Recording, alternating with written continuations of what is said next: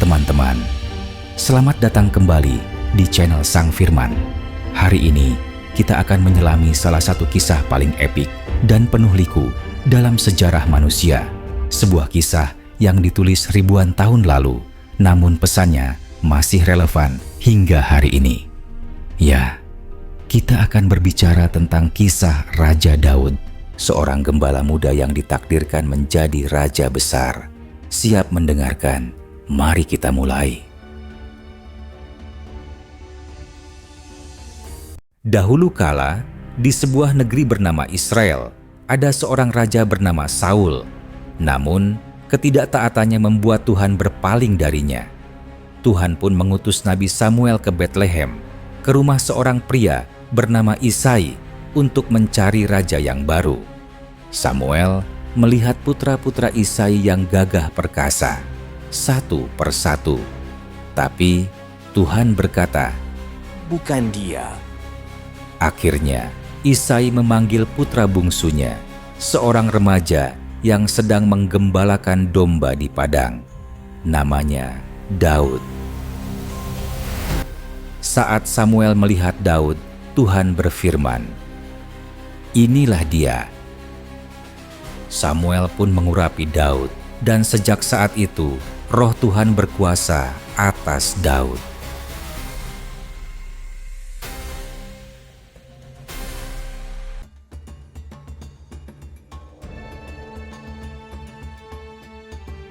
Sementara itu, Raja Saul diliputi kegelapan. Roh Tuhan telah menjauh darinya, dan ia sering diganggu oleh roh jahat.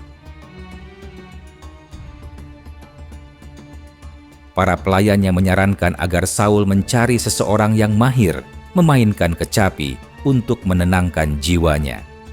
Siapa yang direkomendasikan? Tepat, Daud, sang gembala. Ia dikenal bukan hanya karena keberaniannya, keterampilannya, tetapi juga karena Tuhan menyertainya.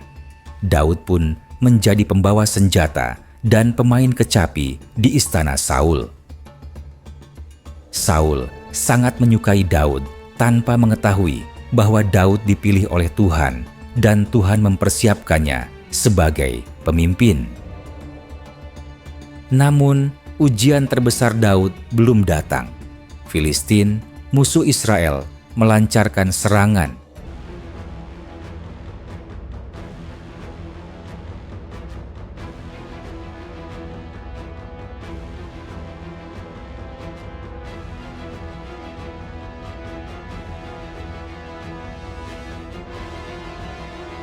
Di garis depan berdiri seorang raksasa bernama Goliat, prajurit paling perkasa mereka. Ia menantang Israel untuk bertanding 1 lawan 1.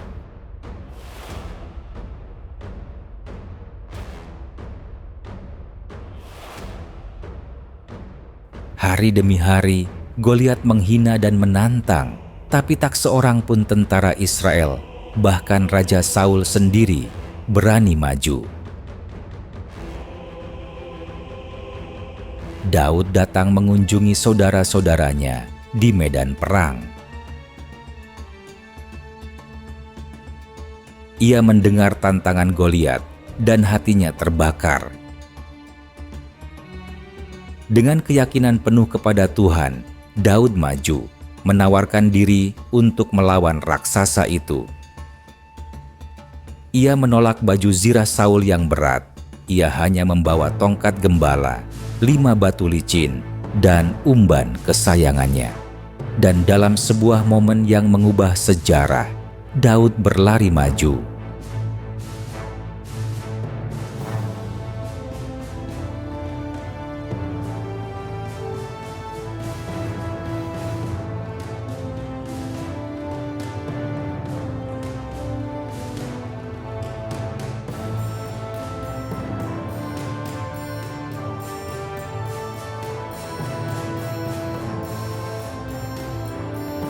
Dengan satu lemparan batu yang tepat ke dahi Goliat, raksasa itu roboh.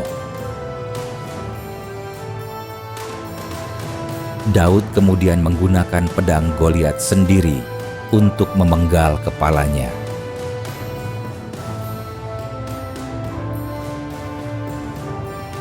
Kemenangan luar biasa Daud atas Goliat menyulut semangat Israel dan membawa kemenangan besar. Daud menjadi pahlawan. Namanya disebut-sebut di seluruh Israel.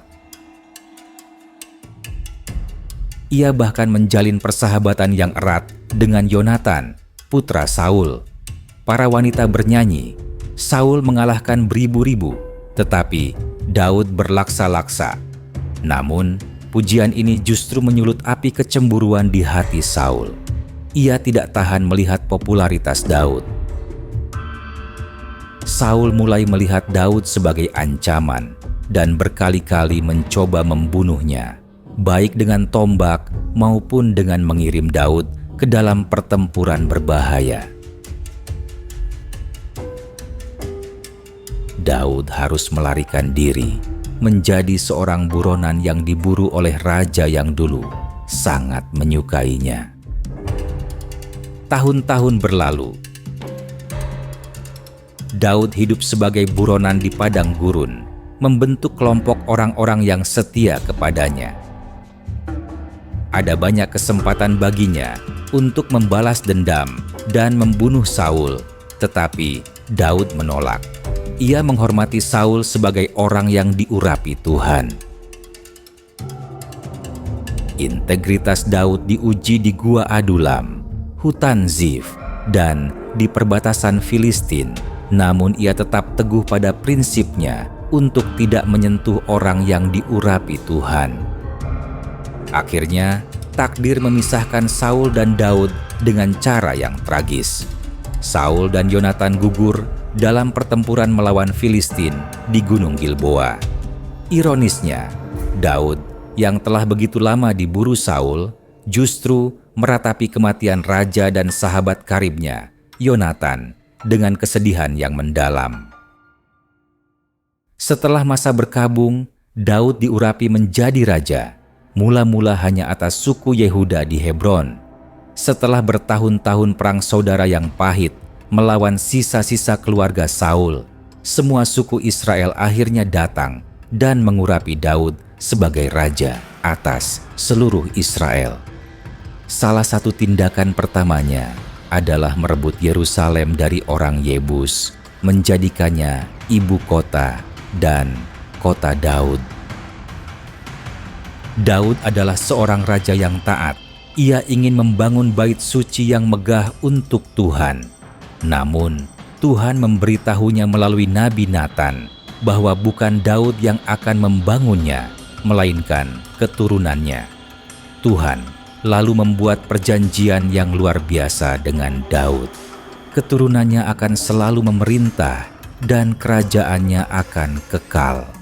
Ini adalah janji mesianis yang menunjuk pada kedatangan Yesus Kristus kelak. Namun, bahkan raja sebesar Daud pun tidak luput dari kesalahan. Dalam sebuah momen kelemahan, Daud melakukan dosa besar dengan berzina dengan Batsheba dan kemudian merencanakan kematian suaminya, Uria, di medan perang. Nabi Natan dengan berani menegur Daud, dan Daud bertobat dengan sungguh-sungguh. Meskipun Tuhan mengampuninya, konsekuensi dari dosanya tetap harus ditanggung. Anak pertamanya dengan Batsheba meninggal, dan malapetaka serta kekerasan melanda keluarganya, termasuk pemberontakan yang menyakitkan dari putranya sendiri. Tragedi keluarga, pemberontakan Absalom. Pemberontakan yang paling menghancurkan datang dari putranya, Absalom. Setelah membunuh kakaknya, Amnon, Absalom melarikan diri, lalu kembali dan merebut hati rakyat.